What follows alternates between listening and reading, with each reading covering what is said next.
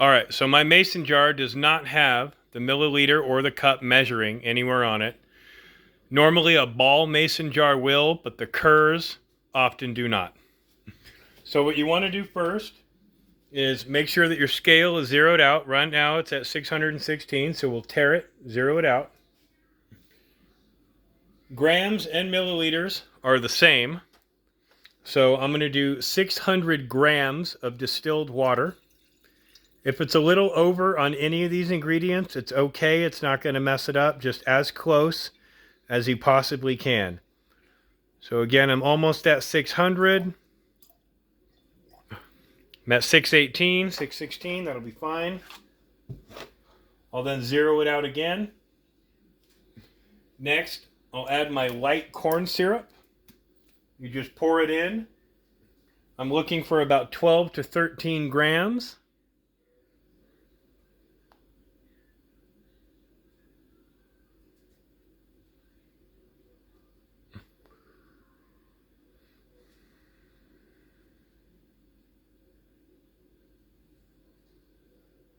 There's 13. Again, I'll zero it out. Next, I need a 1/4 teaspoon and a 1/2 teaspoon of my dry malt extract.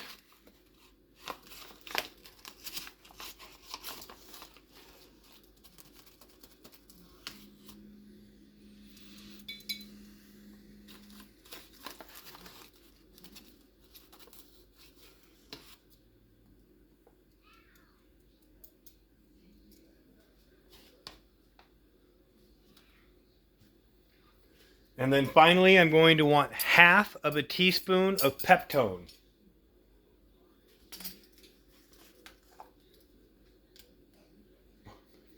So all of this right here, or this mixture, is food for the mycelium. And it's superfood. There's a lot of things out there that show just using corn syrup, and that works okay, but with the added benefit of the malt extract and the peptone, it really lets the mycelium grow inside the jar, and it doesn't take a month to have your jar fully colonized. It takes about a week to 2 weeks. Now, the next step is to add your marble. Don't forget to add the marble. I've done it a few times. Where I put the lid on, I send it through a pressure cooker, and I realize that I didn't put the marble in, and I have no way to break up the mycelium as it grows and gets chunky. Right? Next, you want to put on your lid, right? Put on your lid, then give it a good vigorous shake until everything is broke up. Takes like a minute or two, mostly because of the light corn syrup. It's very sticky. Oftentimes, if you put the magnetic stirrer in or the marble in first, and you pour in the liquid corn syrup, it kind of glues it to the bottom, and it takes a while to get it off.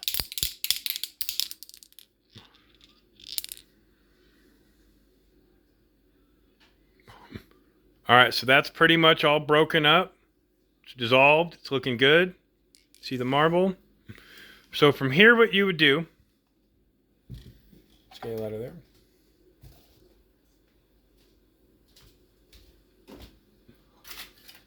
Is you would take a piece of foil and cover the cap. Now, mainly this is so that when you pressure cook it, water doesn't drip into your syringe filter and mess it up. You just put it on like that. It doesn't have to be super tight. Again, it's just there to keep water from dripping inside.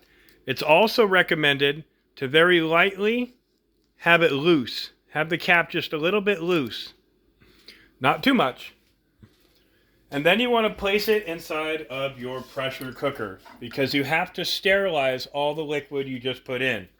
Even though it's distilled water, that's only giving you an extra, just an extra hit of it being clean. But you want to fully make sure it is fully clean. Oh, I wanted to show this too. So when using the pressure cooker, every pressure cooker comes with one of these plates. It's a very good idea, not really for this, not really for doing this, but when you're doing bags, you don't want the bags to be sitting inside the water. So you can go down to the hardware store, get some bolts, some little twist-on butterfly nuts, and put them on so it raises it about an inch, inch and a half out of the water for sterilization. When you're sterilizing, you don't need the water to come all the way up in the pot. You just need it to come to the bottom of this plate or the bottom of the jar. And again, when you're doing bags, you don't want it to come over the plate, just right underneath.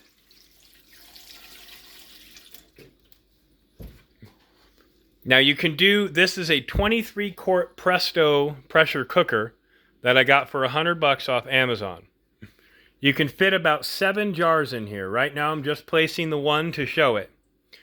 But you would then run this at 15 psi for about 90 minutes.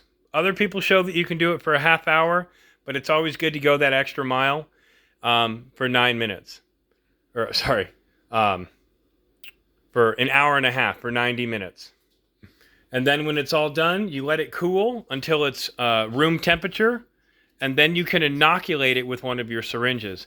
And I'll go over how to do that in my next video. Thank you very much for watching.